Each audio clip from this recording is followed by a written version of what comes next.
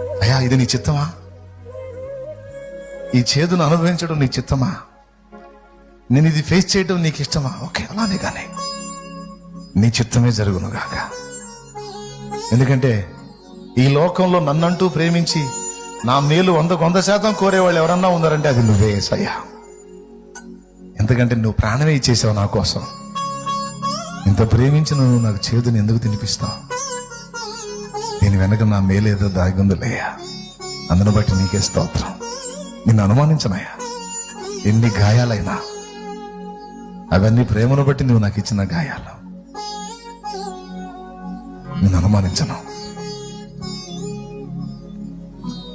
ఈ గాయాలను మధుర గేయాలుగా మార్చగలవు శక్తి గలవాడే. నీ శక్తిని కూడా నేను అనుమానించను. అవిశ్వాసం చూపనయ్యా. అన్నిటికంటే నాకు ఎక్కువ బాధ కలిగించేది అవిశ్వాసం అన్నావు కదా. చంపలేసుకుంటున్నా, ఇంకెప్పుడు అలా ఆలోచించను. నన్ను క్షమించు అని ఒప్పుకో. నీకోసం ప్రార్థన చేస్తా. ఎప్పుడైనా నీ హృదయం అలాంటి ఆలోచనలు కలిగితే నేను చెప్పిన ఈ విషయాలు గుర్తు చేసుకో. ఆయన నిన్ను ప్రేమిస్తున్నాడు. Download ShareChat.